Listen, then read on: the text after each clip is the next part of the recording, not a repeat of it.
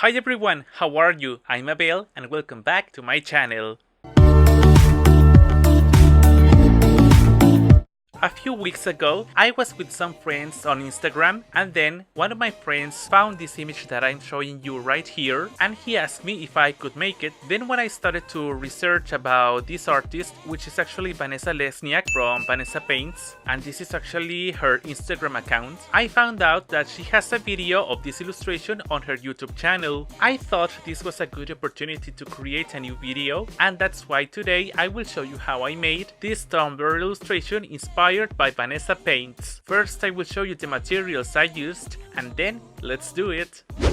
I will use paper, watercolor, container with water, a compass, wet acrylic paint, a couple of brushes, a napkin, some black permanent markers, an eraser, and a wooden stick. Remember that the complete list of materials is in the description box. By the way, before I start, I have to tell you that I made some changes from the original illustration in order to be a little more comfortable. To begin with, I will use the compass to create a circle, I would say right in the center of the paper sheet. And now in the right part of the paper, I will make half a circle for the moon. With an eraser, I will take off a little of the excess of pencil. For the watercolor, I will use red, purple, and blue for the main circle, avoiding the line I made for the moon. And if I see that some part is over wet, I can take a napkin and take off a little of the excess of water. Depending on the effect that you want to get or the intensity of your watercolors, perhaps you will want to apply a second layer or even a third layer of color. To make the moon, I will apply a little amount of black watercolor on top of the circle, which is very diluted in water, and actually you can barely see the color. Once in a while I will intensify by taking the watercolor directly from the peel, but I just have to be careful not to apply more color than I want.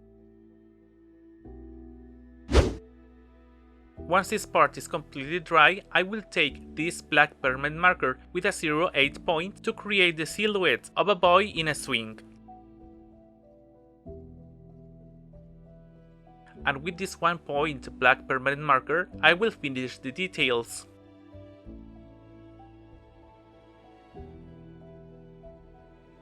I will create one more crater in the moon that I have forgotten to make.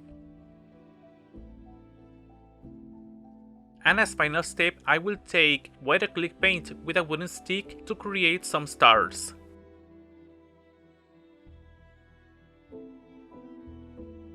You guys, what do you think about this illustration? I told you at the beginning of the video that I will have to make some changes from the original illustration. For example, instead of making a girl, I decided to create a boy, because when I first started to sketch this illustration, I had so many troubles creating the long hair, especially with good proportions for the body, that if you have watched my videos on my channel, you know that I struggle with proportions a lot. Also in the Vanessa Paints illustration, the moon and the swing are from your left and then it goes down to your right, and I made it the other way around because this is the side where I feel more comfortable, that if you paint or draw, you know what I'm talking about. And lastly, as you can tell, I made the moon with watercolor instead of acrylic paint as the original illustration. Oh, and one more thing, as you can see, this illustration is in square instead of the vertical format I used in the speed painting process, that if you haven't seen it, you can click on the link that's over here. And I did this because, as I told you, one of my friends wanted this, and I cut it in a square shape in order to frame it.